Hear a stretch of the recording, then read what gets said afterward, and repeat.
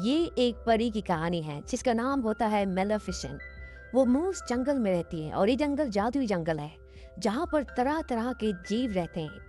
मेलेफिसेंट के अंदर बहुत शक्तियाँ होती हैं और जब एक दिन जंगल के अंदर एक लड़का आता है तो वो उस जगह पर जाती है। मेलेफिसेंट ने इंसान को बहुत पास से कभी भी नहीं देखा और वो उसे बाहर आने के लिए कहती है। दरअसल उसने यहाँ से हीरा चुराया होता है और जब वो बाहर आता है तो वो भी उसी उम्र का होता है जिस उम्र की मेलेफिसेंट है। मेलेफिसेंट उससे हीरा वापस ले लेती है और उसे जंगल की सरहद तक छोड़ने के लिए जाती है। इस लड़के का नाम स्टीफान है जो कि पास ही के राज्य में रहता है। मूस जंगल खत्म होते ही एक दूसरा राज्य शुरू होता है और इस राज्य के राजा का नाम होता है हेनरी, जो कि मूस जंगल को अपने कब्जे में लेना चाहता है। एक जादुई जंगल है। स्टीफान मेलेफिसेंट को बताता है कि उसके माँ बाप अब इस दुनिया में नहीं है, वो अकेला है। मेलेफिसेंट कहते हैं कि उसका भी इस दुनिया में कोई नहीं है। वो वहाँ से जाने से पहले कहता है कि अगर मैं यहाँ पर दोबारा आया तो क्या तुम मुझे मिलोगी। मेलेफिसेंट बोलती कि तुम्हारा यहाँ पर आना सेफ नहीं है।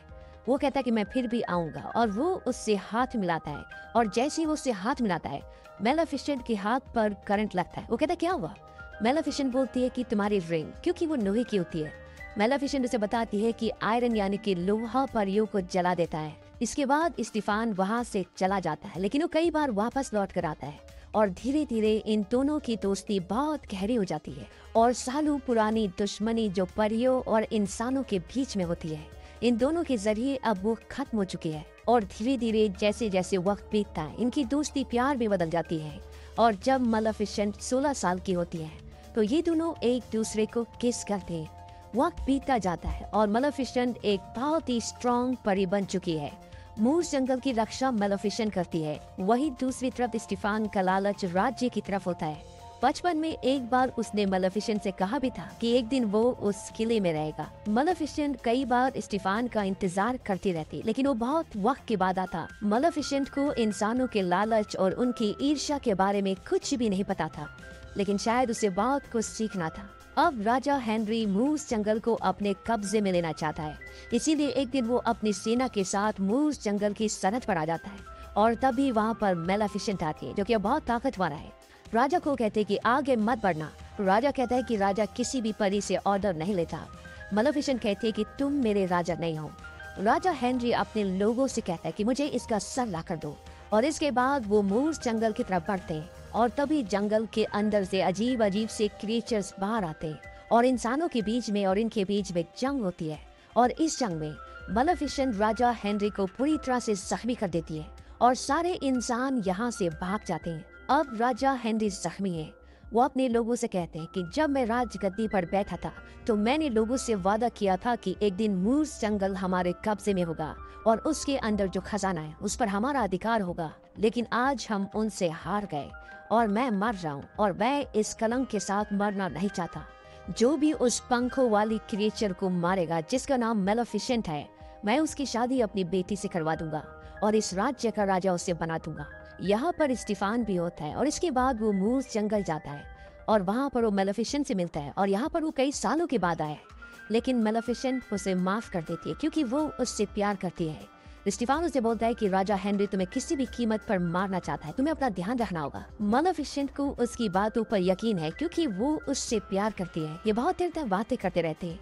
बातें करने के दौरान स्टीफान मेलेफिसेंट को पानी देता है जिसमें नींद की दवा होती है और मेलेफिसेंट नींद की गहराइयों में सो जाती है। और अब स्टीफान चाकू उठाता और वो उसे मेलेफिसेंट को मारना चाहता है, लेकिन वो उसे मार नहीं पाता। और जब सुबह मेलेफिसेंट की आंखें खुलती है तो वो देखती है कि उसके पंख नहीं होते। दरअसल स्टीफान ने उसके पंख काट दिए होते और ये देखने के बाद मेलेफिसेंट बहुत रोती है क्योंकि उसके साथ धोखा हुआ है। उसकी सबसे प्यारी चीज जो कि उसके पंख है, जो उसे आसमान की ऊंचाइयों में ले जाते हैं, अब मेलेफिसेंट के पास वो नहीं है। वही दूसरी तरफ स्टीफान मेलेफिसेंट के पंख राजा हेनरी के पास ले जाता है और वो कहता है कि मैंने आपका बदला ले लिया, मैंने उसे खत्म कर दिया। ये बात सुनकर राजा बहुत खुश होता है और अपने वादे के मुताबिक उसे वहाँ का राजा बना देता है। वही मेलेफिसेंट जो हर जगह उड़कर जाया करती थी, अब उसे हर जगह पैदल जाना पड़ता है। वो इस धोखे से पूरी तरह से टूट चुकी होती है। एक बार मेलेफिसेंट देखती है कि एक आदमी एक कौवे को मारने वाला होता है कि तभी मेलेफिसेंट उसे इंसान बना देती है। वो आदमी वहाँ से भाग जाता है और इसके बाद वो कौवा जो कि अब इंसान बन चुका है वो मलेफिसेंट को थैंक्स कहता है और कहता है कि मैं जिंदगी भर तुम्हारी सेवा करूंगा। इसका नाम डेविल होता है। मलेफिसेंट को जब ये पता चलता है कि स्टीफान ने ऐसा इसलिए किया था कि वो राजा बन सके, उसे बहुत गुस्सा आता है और वो पूरे मूस जंगल को एक डार्क किंगडम में बदल देती है। धीरे धीरे वक्त बीतता है और स्टीफान जो कि अब राजा बन चुका है, उसके घर में एक बेटी पैदा होती है और वो एक बहुत बड़ा जश्न रखता है। और उस दिन वहाँ पर मलेफिसेंट भी पहुँच जाती है। वो कहती है कि ये सुंदर होगी, इसे हर कोई प्यार करेगा, लेकिन जब ये 16 साल की होगी तो सूर्य अस्त होने से पहले चरखे की सुई इसकी उंगली में चुभेगी और ये गहरी नींद में सो जाएगी और उसके बाद ये कभी नहीं उठेगी, यानी कि ये मर जाएगी। स्टीफान उसके सामने गिड़गिड़ाता, उसे भीख मांगता। वो कहता है कि मलेफिसेंट ऐसा मत करो। मलेफिसेंट कहती है कि ठीक है, अगर इसके 16वें जन्मदिन के दिन किसी सच्चे प्यार करने वाले ने इसे किस किया तो इसकी जान बच जाएगी, नहीं तो ये उस दिन मर जाएगी। और इसके बाद मलेफिसेंट वहाँ से चली जाती है। राजा स्टीफान इस बात से बहुत डर जाता है और वो 3 नन्ही परियों को अपनी बेटी को देता है जिसका नाम ऑरोरा है और वो कहता है कि इसे यहाँ से कहीं दूर ले जाओ और जब ये 16 साल एक दिन की हो जाए तो इसे वापस ले आना ताकि मलेफिसेंट का जो श्राप है वो टल जाए। साथ ही स्टीफान यहाँ पर अपने आदमियों को मलेफिसेंट को मारने के लिए भेजता है, लेकिन वो जंगल की चारों तरफ एक दीवार खड़ी कर देती है जो पेड़ों की होती है और ये ऐसी दीवार होती है जिसके अंदर कोई भी इंसान नहीं जा सकता। स्टीफान के लोग उन्हें जलाने की भी कोशिश करते हैं, लेकिन उनकी सारी कोशिशें नाकाम हो जाती है। स्टीफान इस बात से बहुत गुस्सा हो जाता है, वो डरा हुआ होता है, लेकिन वो कुछ भी नहीं कर सकता। वहीं दूसरी तरफ मलेफिसेंट को ये पता है कि स्टीफान की बेटी ऑरोरा कहाँ पर है और वो वहाँ पर जाती है। वो उसे डराने की कोशिश करती है, लेकिन वो अभी बहुत छोटी है। वो उसे देखकर हंसती है। मलेफिसेंट और उसका जो कौवा होता है जो इंसान भी बन सकता है, वो दोनों ऑरोरा पर नजर रखते हैं। एक बार ऑरोरा एक तितली के पीछे भाग रही होती है और वो पहाड़ से गिरने वाली होती है, क्योंकि जो यहाँ पर 3 परियां हैं उनका ध्यान उस पर नहीं है और ऑरोरा पहाड़ से गिर जाती है। लेकिन मलेफिसेंट वहाँ पर अपनी शक्ति से पेड़ के जरिए उसे बचा लेती है। कहीं न कहीं मलेफिसेंट के अंदर इस बच्ची के लिए अब एक सॉफ्ट कॉर्नर आ चुका है, क्योंकि मलेफिसेंट दिल से बुरी नहीं है, वक्त ने, हालात ने उसे ऐसा बना दिया है। धीरे धीरे वक्त बीतता है और वो बदलते मौसमों के साथ साथ बड़ी होना शुरू हो जाती है और जैसा कि मलेफिसेंट ने कहा था कि वो सुंदर होगी, ग्रेसफुल होगी, ऑरोरा बिल्कुल वैसी होती है। अब यहाँ पर जो 3 परियां हैं जिन्हें ऑरोरा का ध्यान रखना है, वो लापरवाह होती है और इसीलिए मलेफिसेंट उसका ध्यान रखती है। और अब ऑरोरा 15 साल की हो जाती है और ऑरोरा के अंदर भी ये जिज्ञासा होती है कि इन लकड़ी की दीवारों के पीछे क्या है। वो मूस के अंदर जाना चाहती है और एक दिन मलेफिसेंट उसे अंदर ले आती है, पर वो उसके सामने नहीं आती। लेकिन ऑरोरा को एहसास है कि उसके आसपास कोई है और वो मलेफिसेंट को सामने आने के लिए कहती है। मलेफिसेंट उसके सामने आ जाती है। ऑरोरा उसे कहती है कि मुझे पता है, आप मेरी गॉड मदर है, बचपन से आप मेरे आसपास मेरी परछाई की तरह, मैंने हमेशा आपको महसूस किया है और उस कौवे को जो हमेशा मलेफिसेंट के साथ रहता है, वो कहती है कि मैं तुम्हें भी पहचानती हूँ। वहीं दूसरी तरफ राजा स्टीफान अब पूरी तरह से डिप्रेशन में जा चुका है। उसे कुछ भी नहीं समझ आता। वो अपने आप को कमरे में कैद कर लेता है, यहाँ तक कि उसकी पत्नी की तबीयत बहुत ज्यादा खराब होती है, लेकिन उसे उसकी भी कोई परवाह नहीं है। वो कहता है जिस दिन मलेफिसेंट का श्राप खत्म हो जाएगा, फिर हो जाएगा, उस दिन वो मेरे सामने आएगी मेरे लिए और मैं उस दिन के लिए तैयार हूँ। वहीं दूसरी तरफ मलेफिसेंट और ऑरोरा अब एक दूसरे के काफी करीब है। इन दोनों के दिल में एक दूसरे के लिए प्यार है और मलेफिसेंट ये बिल्कुल भी नहीं चाहते कि ऑरोरा मर जाए। उसने उसे श्राप दिया है और 16वां जन्मदिन जल्द ही आने वाला है। मलेफिसेंट उस श्राप को वापस लेने की कोशिश करती है। वो अपनी सारी शक्तियों का इस्तेमाल करती है, लेकिन वो चाहकर भी ऐसा नहीं कर पाती। वो नाकामयाब हो जाती है, क्योंकि उसने श्राप देने के बाद ये कहा था कि इस धरती की कोई भी शक्ति इस श्राप को नहीं टाल सकती। ये उसके खुद के शब्द थे, इसीलिए वो चाहकर भी खुद इस श्राप को नहीं टाल सकती। और इस बात का मलेफिसेंट को बहुत दुख होता है, क्योंकि वो ऑरोरा से प्यार करती है। एक दिन ऑरोरा मलेफिसेंट से पूछती है कि सब परियों के पंख है, लेकिन आपके नहीं है। वो कहती है कि मेरे भी पंख थे, बहुत बड़े। जब मैं चलती थी तो वो जमीन से लगते थे, मैं उन पर विश्वास कर सकती थी। आसमान की गहराइयों में मैं उन्हीं पंखों से उड़कर जाती थी और उन्होंने मुझे कभी नहीं गिराया, लेकिन वो पंख किसी ने चुरा लिए। ये कहते कहते मलेफिसेंट बहुत इमोशनल हो जाती है। ऑरोरा उसे कहती है कि जब मैं और बड़ी हो जाऊंगी तो मैं आपके साथ यहीं पर रहने के लिए आ जाऊंगी।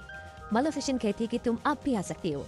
ऑरोरा कहती है कि कल मेरा बर्थडे और मैं अपनी आंटी से पूछकर हमेशा के लिए आपके साथ रहने के लिए आ जाऊंगी। कल ऑरोरा 16 साल की हो जाएगी और वो श्राप जो मेलेफिसेंट ने उसको दिया है वो कल पूरा हो जाएगा। और इस बात का मेलेफिसेंट को पाक दुख होता है क्योंकि वो ऑरोरा से प्यार करती है। यही जंगल में ऑरोरा को एक लड़का मिलता है जिसका नाम फ्लिप है। दरअसल वो अपना रास्ता भटक गया होता है। वो राजा स्टीफान के महल में जा रहा होता है और वो ऑरोरा से रास्ता पूछता है। ये दोनों एक दूसरे की तरफ अट्रैक्ट हो जाते हैं। दूर से मेलेफिसेंट और उसका कौवा जिसका नाम डीवियल है वो दोनों देख रहे होते हैं। डीवियल कहता है कि हमें हमारा आंसर मिल गया। जैसा कि तुमने कहा था कि अगर कोई ट्रू लव किस ऑरोरा को करेगा तो शाप टल जाएगा। मेलेफिसेंट कहते हैं कि मैंने ये बात इसीलिए कही थी क्योंकि ऐसी कोई भी चीज नहीं होती। इसके बाद ऑरोरा अपने घर जाती है जहाँ पर वो तीनों नन्ही परियां जो बचपन से लेके अब तक ऑरोरा का ध्यान रखती है। दरअसल अब ये नन्ही नहीं होती बल्कि बड़ी होती है क्योंकि ये उस आकार में ऑरोरा का ध्यान नहीं रख सकती थी। ये तीनों के तीनों ऑरोरा को उसके जन्मदिन के बाद राजा के पास वापस ले जाने के बारे में बात कर रहे होते और तभी वहाँ पर ऑरोरा आ जाती है। ऑरोरा कहती है कि अब मैं यहाँ से जाने के लिए तैयार हूँ। दरअसल वो मेलेफिसेंट के पास जाना चाहती है। ये बात सुनकर वो हैरान हो जाती है। ऑरोरा को ये बात नहीं पता होता कि उसके माता पिता आज भी जिंदा हैं। उन्होंने इसे ये बताया होता है कि उसके माता पिता मर चुके हैं और तभी एक परी के मुंह से निकल जाता है कि हम तुम्हें तुम्हारे पिता के पास वापस ले जाएंगे। इस बात को सुनकर ऑरोरा हैरान हो जाती है और इसके बाद इन तीनों को ऑरोरा को सारा सच बताना पड़ता है और ऑरोरा समझ जाती है कि ये जिस इविल फेरी की बात कर रहे हैं जिसका नाम मेलेफिसेंट है वो और कोई नहीं बल्कि वो है जिसे वो अपनी गॉड मदर समझती है। वो मेलेफिसेंट के पास जाती है और मेलेफिसेंट एक्सेप्ट करती है कि हाँ ये सब कुछ हुआ था। ऑरोरा वहाँ से भागकर चली जाती है और वो सीधा अपने पिता के पास महल में जाती है। वो अपने पिता को देखकर बहुत खुश होती है। उसके पिता इस बात से नाराज होते क्योंकि उन्होंने उन 3 परियों को कहा था कि ऑरोरा को उसके जन्मदिन के एक दिन बाद लेकर आना, लेकिन ऑरोरा जन्मदिन से एक दिन पहले आ जाती है। स्टीफान अपने लोगों से कहता है कि ऑरोरा को कमरे में बंद कर दो और ध्यान रहे कि वहाँ पर कोई भी नहीं जाना चाहिए। लेकिन स्टीफान चाहे जो कर ले वो श्राप को नहीं टाल सकता और अगले दिन जिस दिन ऑरोरा का जन्मदिन होता है वो अपने आप ही मंत्र मुक्त हो जाती है और उस कमरे में जाती है जहाँ पर आज से 16 साल पहले स्टीफान ने इस पूरे राज्य के स्पिनिंग व्हील स्पिंडल यानी चरखे का वो पहिया जिस पर एक कील होती है वो यहाँ पर रखवा दिए थे ताकि कभी भी मेलेफिसेंट का श्राप पूरा ना हो सके। लेकिन श्राप के असर से ऑरोरा खुद वहाँ पहुँच जाती है और वो एक कील के ऊपर अपनी उंगली रखती है और उसे दबा देती है और उसको दबाते ही वो गहरी नींद में चली जाती है और अब श्राप के मुताबिक वो इस नींद से कभी भी जाग नहीं सकती। वही दूसरी तरफ ये दिखाया जाता है कि मेलेफिसेंट अपने साथ उस लड़के को जिसका नाम फ्लिप है जो कहीं न कहीं ऑरोरा को प्यार करता है और ऑरोरा भी उससे प्यार करती है उसे अपने साथ लेकर महल की तरफ आ रही होती है। वही महल में ये दिखाया जाता है कि स्टीफान अब पूरी तरह से परेशान है क्योंकि श्राप पूरा हो चुका है। नन्ही परी बोलती है कि अगर आप उसे ट्रू लव किस करें तो शायद वो जाग जाए। स्टीफान कहता है कि ट्रू लव जैसी कोई चीज नहीं होती। अगर ट्रू लव को मानता तो कभी भी वो मेलेफिसेंट को धोखा नहीं देता, उसके पंख नहीं काटता। दरअसल आज जो कुछ भी हो रहा होता है इसके पीछे खुद स्टीफान जिम्मेदार होता है। उसी की वजह से मेलेफिसेंट जो कि एक अच्छी दिल की परी थी उसके दिल में बदले की भावना आ गई और उसने ऑरोरा को श्राप दे दिया। अब मेलेफिसेंट फ्लिप को लेकर उस कमरे में आती है जहाँ पर ऑरोरा है और वो फ्लिप को उसे किस करने के लिए कहती है। फ्लिप उसे किस करता है लेकिन ऑरोरा नींद से नहीं जागती। मेलेफिसेंट को इसका बहुत दुख होता है। उसे एहसास होता है कि उससे गलती हो गई और वो सोई हुई ऑरोरा से कहती है कि मैं कसम खाती हूँ कि जब तक मैं जिंदा हूँ तुम्हें कोई भी हार्म नहीं पहुँचाएगा और मैं हर दिन तुम्हारी स्माइल को मिस करूंगी। उसकी आंखों में आंसू होते हैं और वो ऑरोरा के फोरहेड पर किस करके वहाँ से जाने लगती है और तभी पीछे से आवाज आती है, हेलो गॉड मदर। दरअसल वो होश में आ चुकी होती है। ट्रू लव जिस पर किसी को भी विश्वास नहीं होता वो ऑरोरा के बीच में और मेलेफिसेंट के बीच में होता है और अब ऑरोरा भी मूस जंगल में जो कि एक जादुई जंगल है वहाँ पर मेलेफिसेंट के साथ हमेशा के लिए रहने के लिए जाना चाहती है। लेकिन इससे पहले कि ये यहाँ से निकल पाते यहाँ पर स्टीफान के लोग आ जाते और वो ऑरोरा को जाल में फंसा लेते। ये लोहे का जाल होता है क्योंकि मेलेफिसेंट ने बचपन में स्टीफान को बताया था कि लोहा परियों को जला देता है, वो उनकी कमजोरी है, उसके आगे उनकी शक्तियाँ काम नहीं करती और यहाँ पर होता भी ऐसा ही है।